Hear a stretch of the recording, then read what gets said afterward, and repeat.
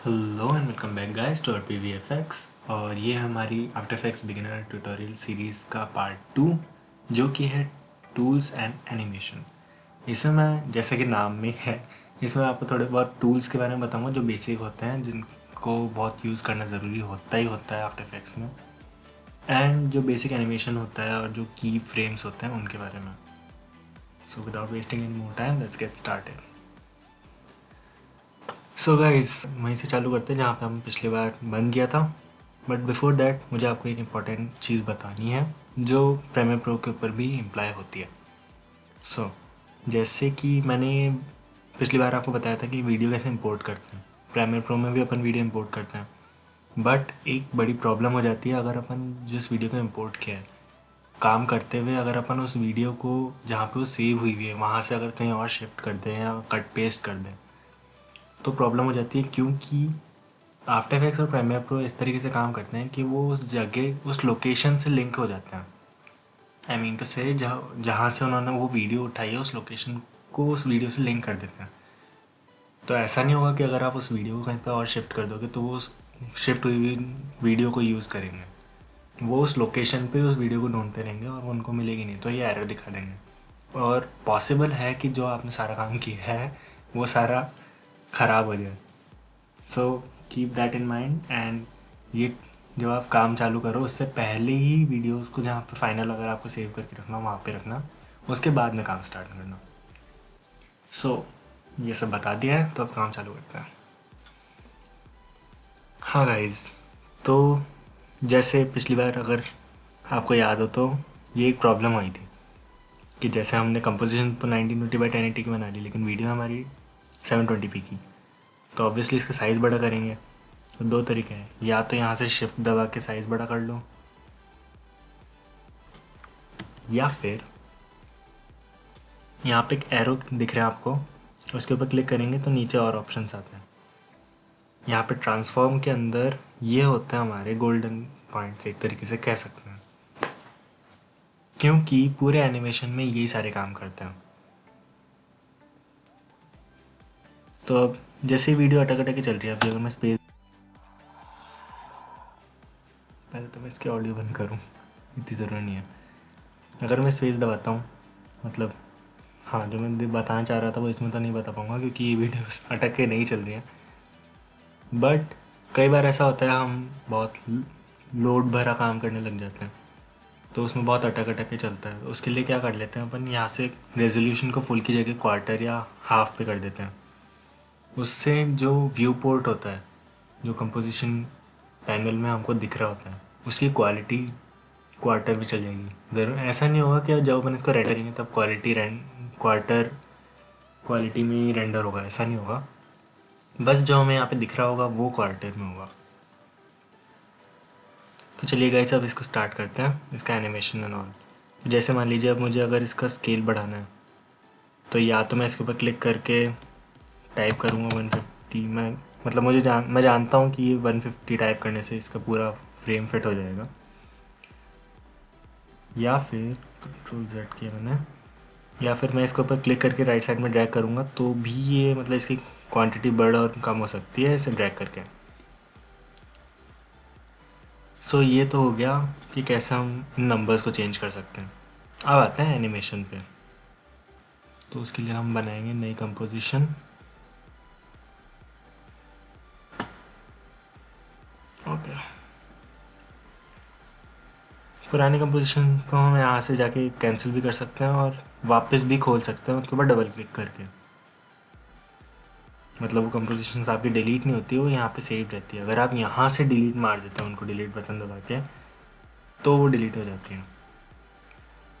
Anyways अब हम आ गए यहाँ से, इस वीडियो को भी डिलीट कर ही देता हूँ। ये हमारी खुली हुई है सेकंड कंपोजिशन। अब गाइज पहले यहाँ पे आ जाते हैं ऊपर टूल्स पे। जैसे ये रेक्टेंगल टूल है, ये पेन टूल है।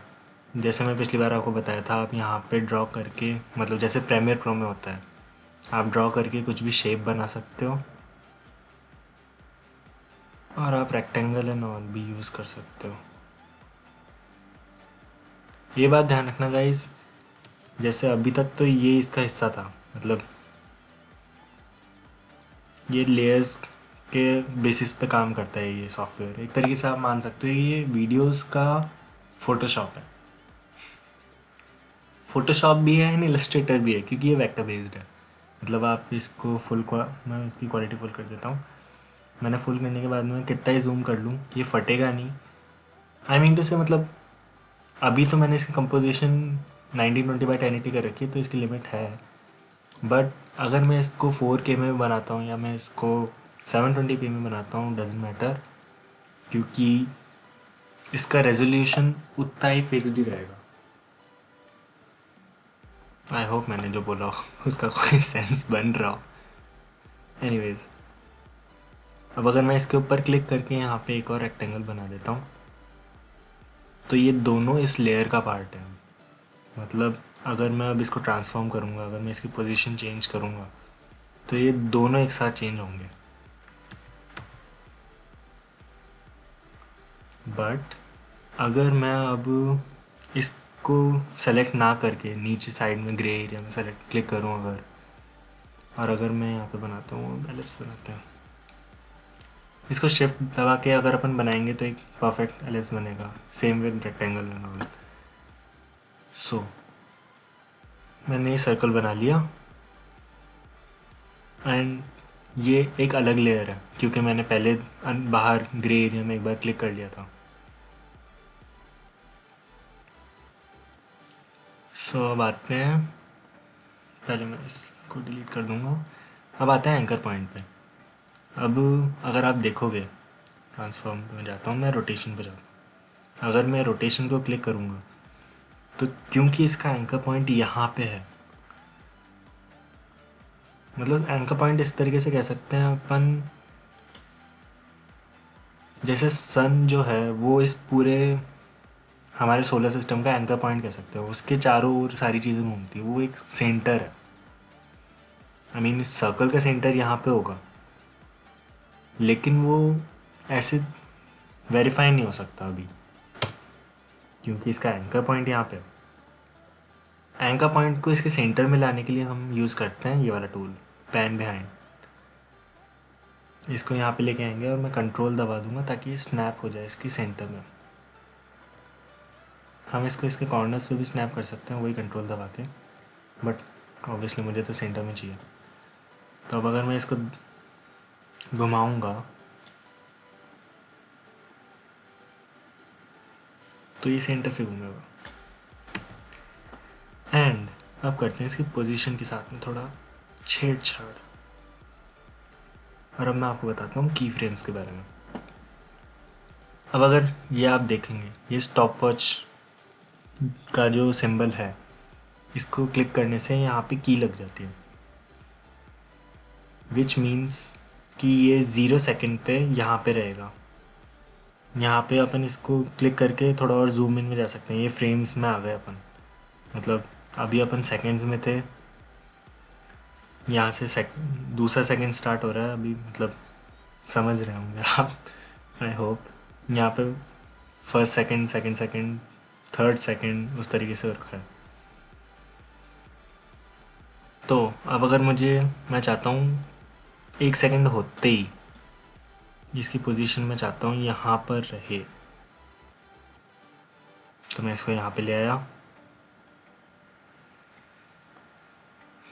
एंड अगर मैं स्पेस बार दबाता हूँ तो ये 1 सेकंड तक उधर चल जाएगा और उसके बाद में वहीं पे रहेगा। जहाँ अगर मैं इसके आगे और कहीं पे की नहीं लगाता हूँ तो, बट अगर मैं लगाऊँ तो ये ऊपर चल जाएगा।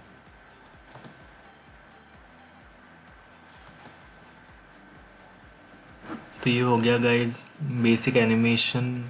मतलब यही सारी चीज़ें अप्लाई होती है इनके ऊपर भी, एंकर पॉइंट के ऊपर, स्केल, रोटेशन, ओपेसिटी। मतलब ओपेसिटी के साथ में हम ऐसे खेल के इसको ब्लिंक करवा सकते हैं। बीच में मैं चाहता हूँ इसकी ओपेसिटी एकदम 0 हो जाए, फिर 1 सेकंड पे आते ही वापस 100 हो जाए। और मैं इन की फ्रेम्स को कॉपी पेस्ट भी कर सकता हूँ Ctrl+C और Ctrl+V दबा के।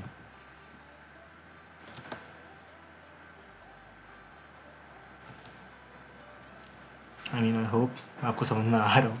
कुछ क्वेश्चंस हो तो आप कमेंट्स में पूछ लेना, कोई दिक्कत नहीं है, मैं जवाब दे दूँगा। मैं देखते रहता हूँ कमेंट्स। क्योंकि अभी तक पूरे खाली पड़े हुए हैं। एनीवेज, आई थिंक इस वीडियो के लिए इतना काफ़ी है गाइज। बाकी सारी चीज़ें नेक्स्ट वीडियो में कवर करेंगे। मुझसे कुछ रह गया हो या कुछ क्वेश्चन हो तो कमेंट्स में पूछ लेना, मैं जवाब दे दूँगा। मुझे इंस्टा पे फॉलो करो for more crazy videos. Next video देखने के लिए ऊपर वाली वीडियो देखो और प्रीमियर प्रो की सीरीज़ देखने के लिए नीचे वाली। मैं जल्दी ऑनलाइन ट्यूटोरियल्स लेके आऊँगा। तब तक के लिए keep improving, grow sales, stay creative. This is Rohit Paliwal and you are watching RPVFX. Peace out.